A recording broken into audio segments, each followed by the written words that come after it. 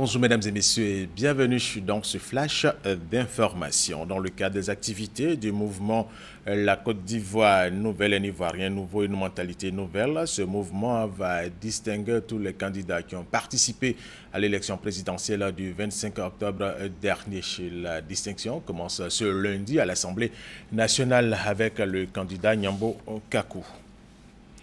Et suite à la crise post-électorale de 2010, le zoo national d'Abidjan a payé un lourd tribut avec la disparition de plusieurs espèces animales, perdant ainsi son lustre d'antan. Mais depuis 3 ans, l'État ivoirien, dans sa politique de réhabilitation et de repeuplement du zoo, a dégagé les moyens pour donner un nouveau visage à ce parc zoologique. Alexis Ouedraogo.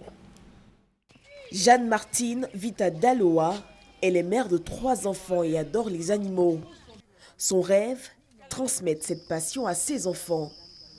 Des arbres verdoyants, des animaux en pleine santé, le nouveau visage du zoo d'Abidjan la ravit, elle et d'autres visiteurs. Le zoo est en train d'être peuplé par les animaux qui viennent d'arriver. Je pense que s'ils peuvent continuer sur cette lancée, ça nous fera plaisir. Au niveau de l'entretien, c'est bien, on peut dire qu'il y a de l'amélioration dedans. Les animaux sont bien protégés. Suite à la crise post-électorale de 2010, ce parc zoologique a payé un lourd tribut avec la disparition de plusieurs espèces animales, perdant ainsi son charme. Le zoo a compté à peu près 500 animaux pour une soixantaine d'espèces. Maintenant, on est tombé jusqu'à 200, moins de 200. Actuellement, on remonte à 270. Et petit à petit, donc, on va remonter peut-être pour atteindre l'effectif d'antan. Ces 3 dernières années, l'État de Côte d'Ivoire a mis les bouchées doubles pour redonner fière allure à ce parc.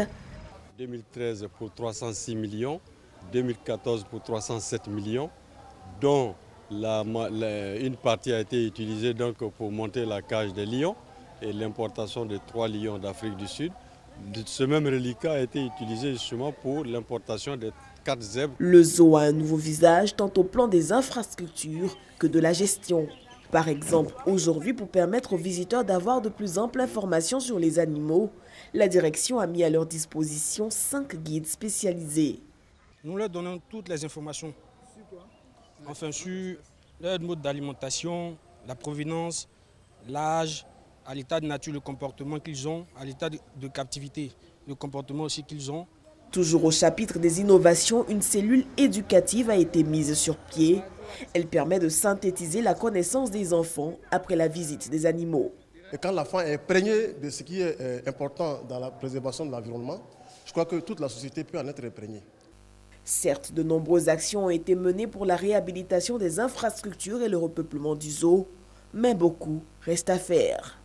La première fois que je suis venu sur les grilles, il était bien identifié, le nom des animaux, leur provenance, tout ça. Mais aujourd'hui, c'est un peu difficile pour nous. Le zoo à l'origine avait un espace de 19 hectares. Aujourd'hui, il n'en a que 12. Il y a 7 qui sont squattés. Donc sur les 12, il n'y a que 4 qui sont exploités. Donc le programme, c'est de récupérer ces espaces et de construire des infrastructures aux normes internationales. Parce que quand vous entrez dans le zoo, quand vous voyez les primates en prison, parce que c'est en prison, ça, ce ne sont pas les normes internationales. Il faut que les primates soient un peu plus libres, les animaux soient dans un espace un peu plus grand. Le zoo national d'Abidjan, baptisé en 1973 par Félix Houphouët-Boigny, a pour mission la sauvegarde et la préservation des espèces menacées. Il reçoit environ 100 000 visiteurs chaque année. Autre information, la campagne électorale burkinabé s'est officiellement ouverte hier dimanche. Les 14 candidats à la course pour le poste du président du Faso sont à la conquête des électeurs. Le candidat roc Marc Christian Kaboré du mouvement du peuple pour le progrès a lancé sa campagne à Bobo-Dioulasso, la 2e ville du pays. Les opérations de désarmement forcé ont commencé hier dimanche à Bujumbura, quelques heures après l'expiration de l'ultimatum lancé lundi dernier par le président Pierre Nkurunziza. Elles ont débuté dans le quartier de Mutakura, un quartier des contestataires du nord de la capitale, et se sont déroulées dans le calme selon les autorités. Le Kenya s'apprête à déployer jusqu'à 10 000 policiers pour renforcer la sécurité pendant la visite du pape François fin novembre, alors que la capitale Nairobi se prépare à accueillir jusqu'à 1 million de visiteurs pendant cette période.